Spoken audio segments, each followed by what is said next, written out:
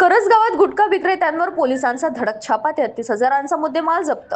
अमरावती ग्रामीण पोलिसांनी अवैध गुटखा विक्रेत्यांविरुद्ध कारवाईची बडगा उगारत करजगाव येथे 2 आरोपी विरुद्ध धडक कारवाई केली. या कारवाईत प्रतिबंधित गुटखा, तंबाखूजन्य पदार्थ आणि मोबाईलसह 33,250 रुपयांचा मुद्देमाल जप्त करण्यात आला. पोलीस अधीक्षक निकेतन कदम यांच्या नेतृत्वानुसार जिल्ह्याभरात अवैध धंद्यांविरोधात विशेष मोहीम राबवण्यात येत आहे. याच मोहिमेअंतर्गत शिरसगाव कसबा पोलिसांना करजगावातील तेलीपुरा परिसरात प्रतिबंधित गुटख्यांची विक्री होत असल्याची गोपनीय माहिती मिळाली होती. माहितीच्या आधारे पोलिसांनी पंचासमक्ष छापा टाकला असता विनोद उर्फ विनायक अशोक काळे 32 आणि सुधीर बाजीराव काळे 55 दोघेही राहणार तेलीपुरा करजगाव यांच्या घरातून मोठ्या प्रमाणात प्रतिबंधित गुटखा आणि तंबाखूजन्य पदार्थ आढळून आले.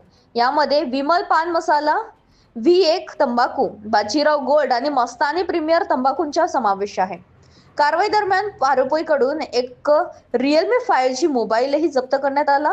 एकूण 33,250 रुपयांचा मुद्देमाल ताब्यात घेण्यात आला असून दोन्ही आरोपी विरोधात भारतीय न्याय संहितेचा विविध कलमांवर गुन्हा दाखल करण्यात आला आहे. ही कारवाई अप्पर पोलीस अधीक्षक दत्ता तोडेवाड, उपविभागीय पोलीस अधीक्षक मनीष ठाकरे यांच्या मार्गदर्शनाखाली शिरसगाव कसबा पोलीस ठाण्याचे सहाय्यक पोलीस निरीक्षक अमन सिरसाट, पोलीस उपनिरीक्षक प्रशांत जाधव व त्यांच्या पथकाने यशस्वीरित्या पार पाडले. जिल्ह्यात अवैध गुटखा विक्री, दारू, जुगार व इतर बेकायदेशीर धंद्यांविरोधात पोलिसांची मोहीम अधिक तीव्र करण्यात आल्याचा या कारवाईतून स्पष्ट झाले आहे.